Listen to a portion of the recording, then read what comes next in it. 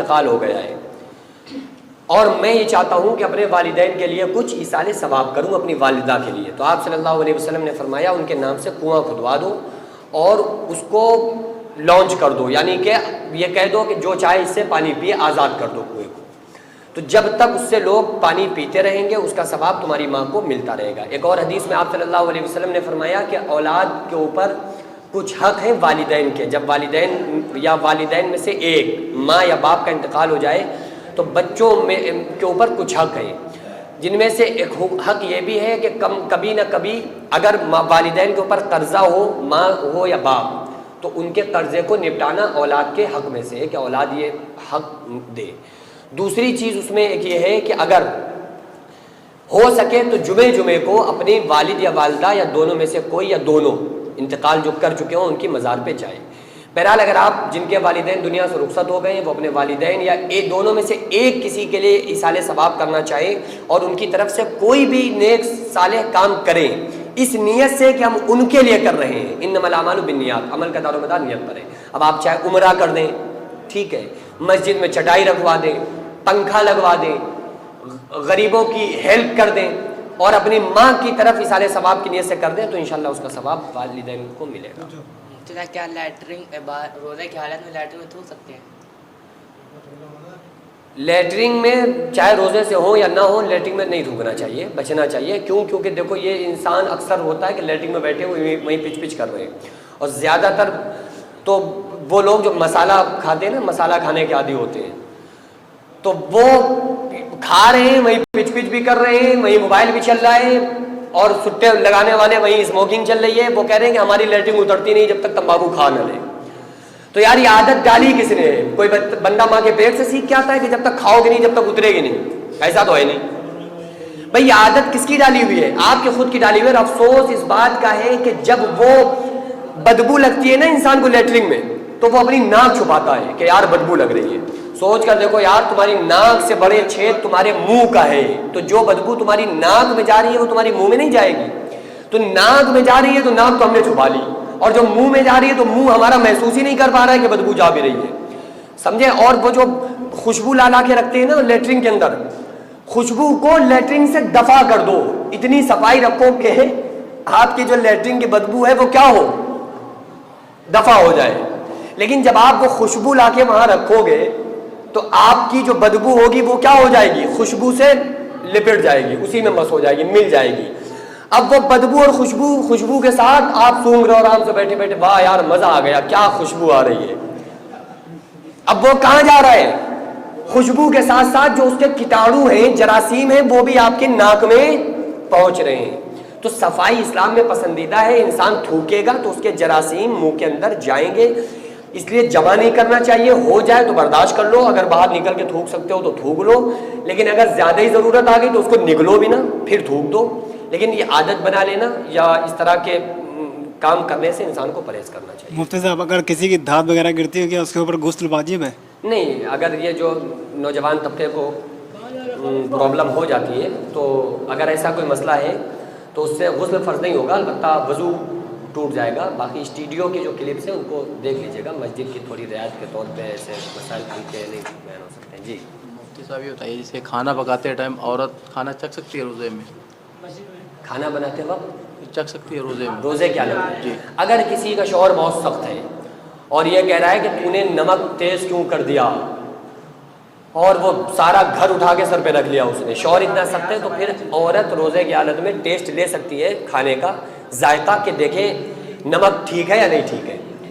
اگر شوہر ظلم کرتا ہے تو بلا وجہ نہیں، اور وہ اس لیے بھی نہیں کہ ہمیں کچھ ذائقہ مل جائے، وہ بس ذائقہ اس لیے کہ بھائی دیکھ لیں کہ ہمارا شوہر کے ظلم سے بچنے کے لیے کھانے کا نمک وغیرہ ٹیسٹ معلوم کر سکتی ہے روزے کی حالت میں۔ اللہ تبارک تعالیٰ کو ایک بندے کو جی نیکی پسند آ گئی ایک، تو مطلب اگر وہ گناہ کر رہا ہے اور اس کو نہیں معلوم کہ مطلب ہمیں نیکی پسند آئی اللہ کو، اور وہ گناہ کر رہا ہے تو اس کو مطلب گناہ اور چڑھے گا یا نہیں چڑھے گا؟ دیکھو یہ بس سوچا کرو کہ پتہ نہیں اللہ کو کون سی ادا پسند آ جائے، نیکی پسند آ جائے اور جنت میں بھیج دے، یہ سوچا کرو، پتہ نہیں اتنے گناہ کرتے ہیں، کون سا گناہ اللہ نے ہمیں، بس اللہ وہی کہتے ہیں نا کہ اللہ نے سن لی، بس اگر اللہ نے سن لی ایک گناہ کے بارے میں بھی آپ گرفت کر لی نا، قیامت کے دن اگر اللہ تعالیٰ انصاف کرنے پہ آ جائے इंसाफ, तो कोई नहीं बच सकता।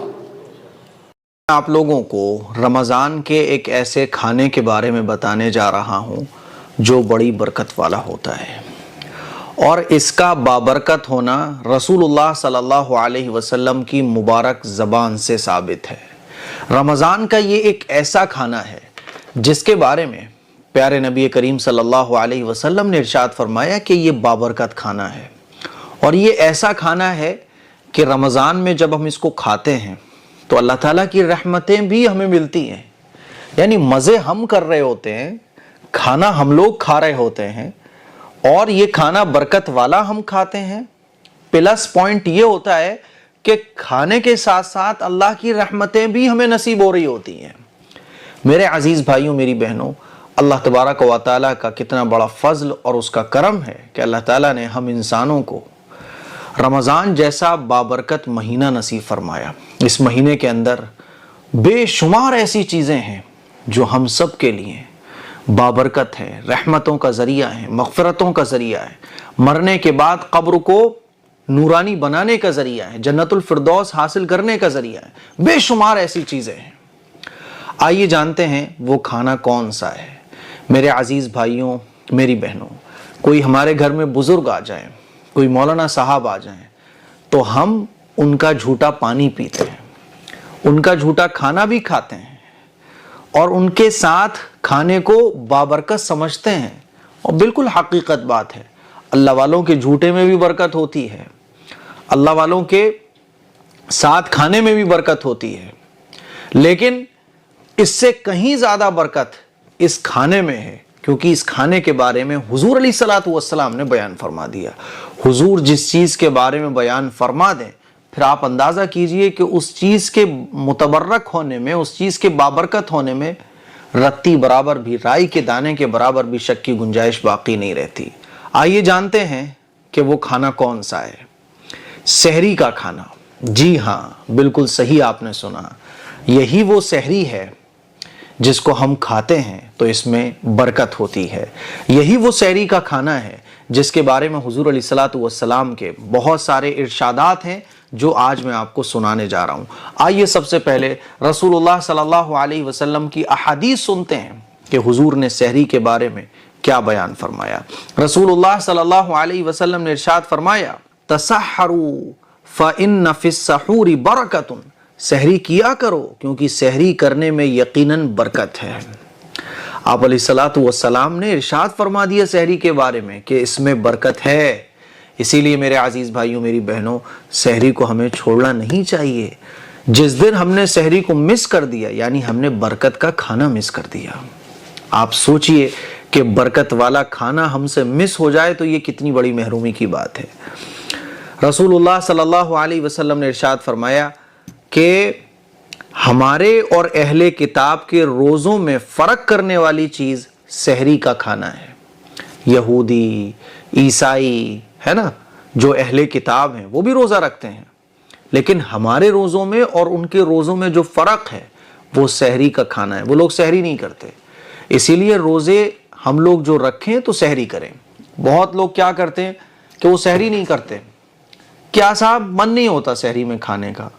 ارے تو سحری اس لیے نہیں کی جاتی کہ من ہوگا تبھی کرو گے آپ، سحری اس لیے کرو کیونکہ یہ نبی کریم صلی اللہ علیہ وسلم کی سنت ہے۔ سحری برکت والا کھانا ہے، اور سحری رسول اللہ صلی اللہ علیہ وسلم پسند فرماتے تھے۔ سحری اس لیے نہیں کری جاتی کہ من ہو رہا ہے، بلکہ سحری سنت ہے، اسی لیے سحری کرنا چاہیے۔